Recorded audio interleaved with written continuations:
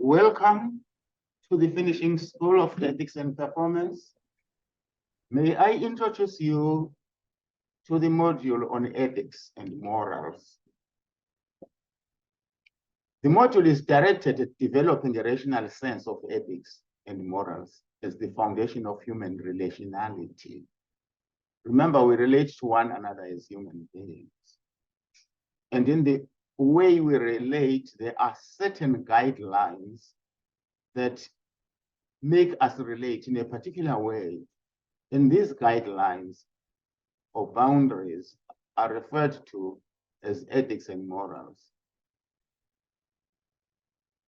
The intention of the module is to cultivate an appreciation of values and virtues as building blocks in a society's ethics and morality. Now, what is ethics and morality actually? It is the way we judge behavior to be either appropriate or inappropriate. That's ethics and morals. So and so is ethically appropriate. In other words, he behaves as society would expect him. And the expectations come from the values that society adheres to. Values and virtues such as generosity, kindness, honesty, courage, etc., etc. Those become the building blocks of ethics and morals in a society. Behaving appropriately, of course, encourages or fosters community membership and social cohesion. In other words, we, as moral beings, we behave in the way that society is. If there were no values and no ethics guiding our behavior, there would be chaos in society. As the philosopher Thomas Hobbes says, each of us is endowed with a sense of self-preservation. And if all of us pursued the path to our self-preservation at the expense of others, there would be chaos. This chaos, Thomas Hobbes refers to as the bellum omnes contra omnes, the war of everybody against everybody. So society, therefore, in a sense, develops mechanisms of containment, of enabling members of society to behave in expected manners. There are six parts or unit standards in this particular module. They are called teaching and learning units. Unit 1 deals with values and virtues as the basis of ethics and morals. Now, a value is that which society pursues or cherishes, such as generosity, kindness, humanity, ubuntu in our society, etc. And virtues are that you possess this particular value. So there is the value of ubuntu, and so as an individual has the virtue of ubuntu. Unit 2 is ethics in moral education and in personal and human development. Why do we need to have ethics and morals? Unit 3 is moral reasoning, processes and theories. How do we reason morally and ethically? What happens in our minds as we reason ethically and morally? What do we take into consideration? Number 4 are theories of moral obligation. We have certain moral obligations. In other words, if you go to any place, you expect to be accepted kindly. In other words, what makes you think that you have to be accepted kindly? That falls under the domain of theories of moral obligation. Then Unit 5 deals with a cross-cultural understanding of ethics and morality. While there are universal ethics and morals, any society abhors killing of human beings and cherishes kindness and generosity.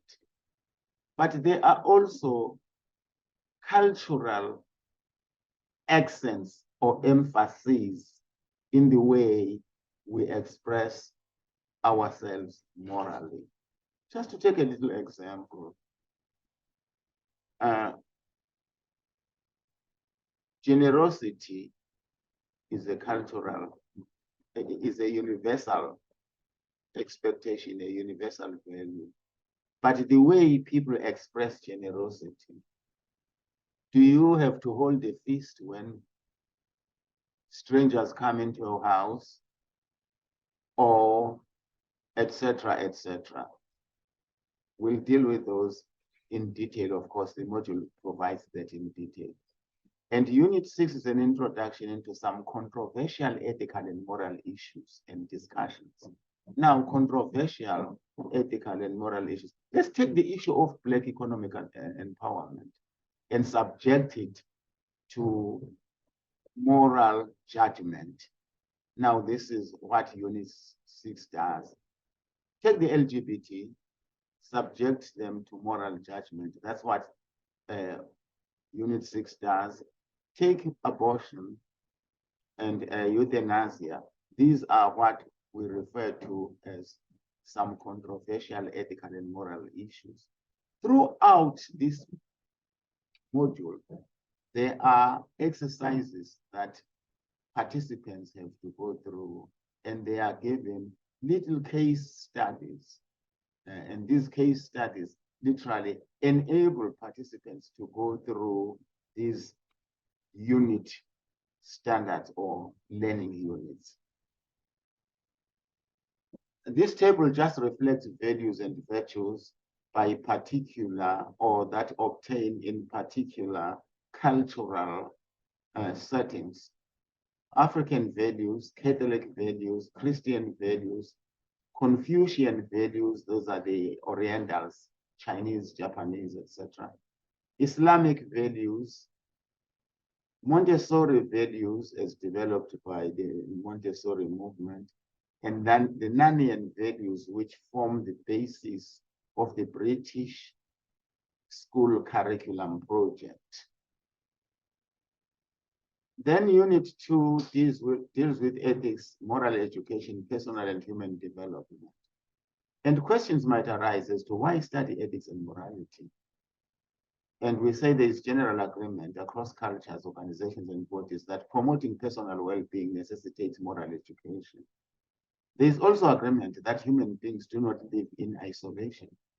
And therefore, ethical personhood entails understanding values and virtues that make human beings good social persons.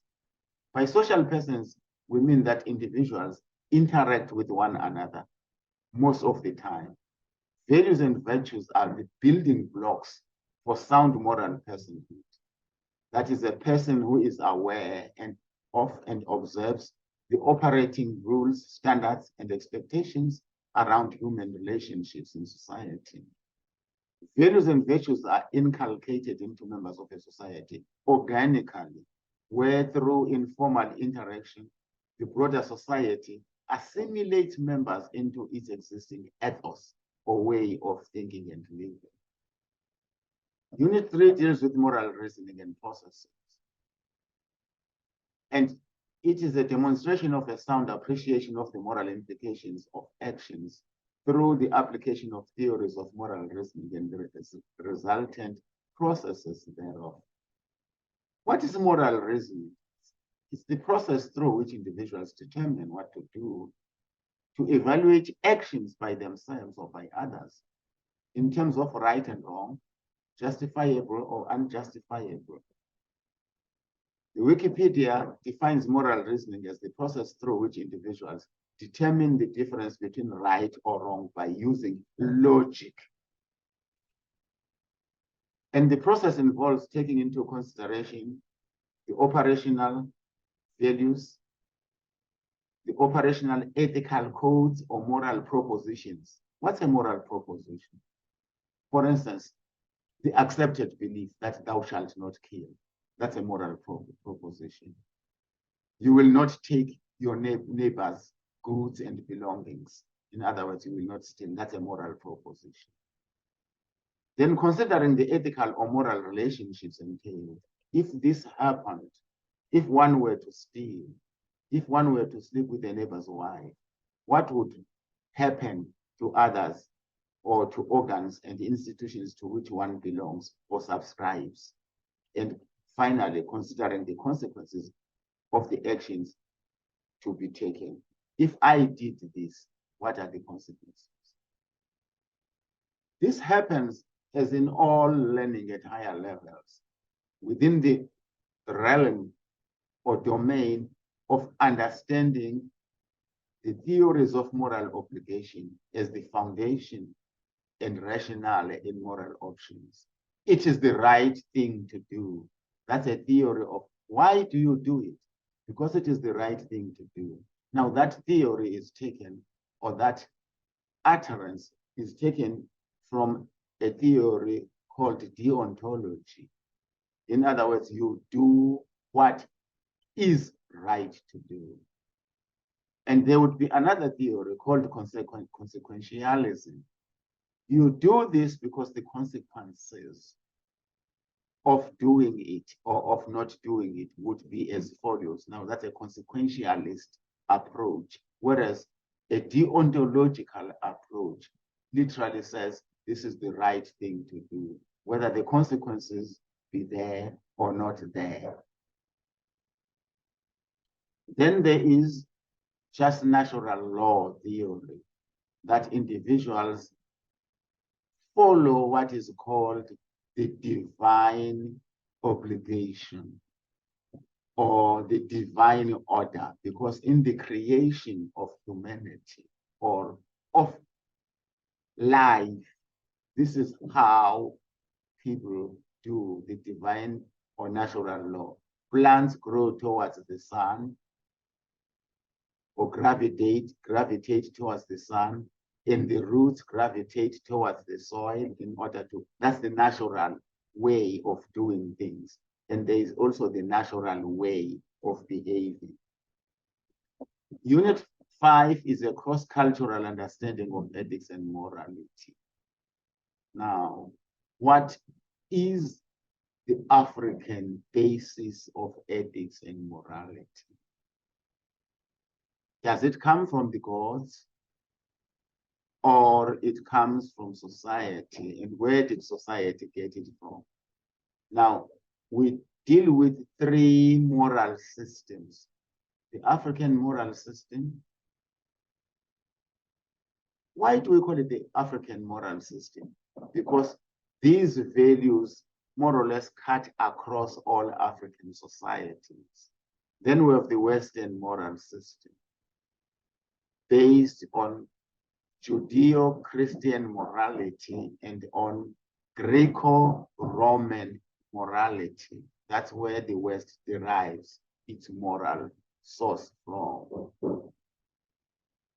Then we have the Oriental system of morality, which is derived from Buddhism and Confucianism, the teachings of the Buddha, and the teachings of Confucius, the Chinese philosopher. They sort of laid down the moral foundations to say this is how a good society would be viewed.